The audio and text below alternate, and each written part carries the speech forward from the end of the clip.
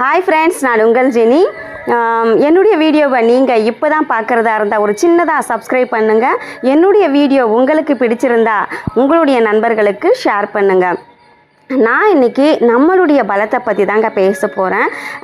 நிறைய பேர் பார்த்திங்கன்னா அவங்களுடைய பலம் என்னான்னு தெரியாமையே பார்த்திங்கன்னா அவங்க செயல்படாமல் அவங்களுடைய ஆக்டிவாக இல்லாமல் சோர்ந்து உட்காந்துட்டே இருப்பாங்க. நம்மளுக்கு படித்த வேலை கிடைக்கலையே அப்படின்னு சொல்லிட்டு எந்த ஒர்க்குமே போகாமல் நம்மளுக்கு ஏற்ற சம்பளம் நம்மளுக்கு கிடைக்கல அப்படின்னு சொல்லிட்டு மூளையில் உட்காந்துட்டு இருப்பாங்க. இல்லை ஏதோ ஒரு இடத்துல அவங்க சோர்ந்து உட்காந்துட்டு இருப்பாங்க. ஒரு யானையினுடைய பலம் தெரிஞ்சிருந்தால் அது சைக்கிள் ஓட்டி இருக்காது.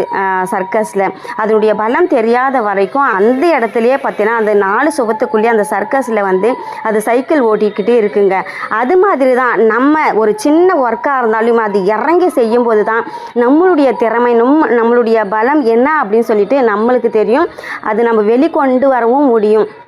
ஸோ தாமஸ் ஆல்வா எடிசன் எல்லாம் அவருடைய திறமையை வெளிக்கொண்டு வரலன்னா அவரை நம்ம பாராட்டி இருக்க முடியாது இல்லையா? ஜெயித்தவங்க எல்லாருமே பார்த்திங்கன்னா மூளையில் முடங்கி கிடக்கல. 1000 முறை அவங்களுடைய ஸ்டெப்பில் அவங்க தவறி விழுந்திருந்தாலும் 1001வது முறையாவது அவங்க வாழ்க்கையில் வெற்றி பெற்றிருக்காங்க. முயற்சி என்ற ஒரு ஆயுதத்தை நம்ம எடுக்காமல் இருந்தோம்னா கண்டிப்பாக நம்ம வாழ்க்கையில் வெற்றி பெறவே முடியாது. உன்னை அறிந்தால் நீ உலகத்தை போராடலாம் அப்படின்னு சொல்லிட்டு மிக அழகான வரிகள் சொல்லியிருப்பாங்க. எப்பவுமே உன்னை அறிங்க. உங்களுடைய பலம் என்னான்னு உங்களுக்கு மாத்திரம்தான் தெரியும். மற்றவங்க நம்மளுடைய பலத்தையோ நம்மளுடைய திறமையையோ நம்மளுடைய தரத்தையோ சொல்கிறதுக்கு எந்த ஒரு அதிகாரமும் கிடையாது.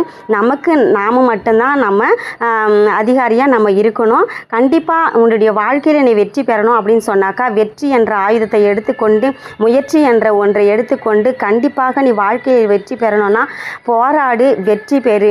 உன்னுடைய பலம் உனக்கு மட்டும்தான் தெரியும். சிறு வேலையானாலும் சின்சியராக செய். அதுக்கு ஃபுல்லாக உன்னை தகுதிப்படுத்திக்கோ.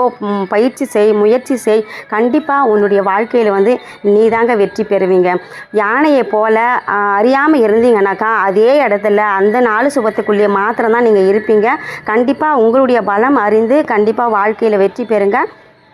நன்றி, வணக்கம்.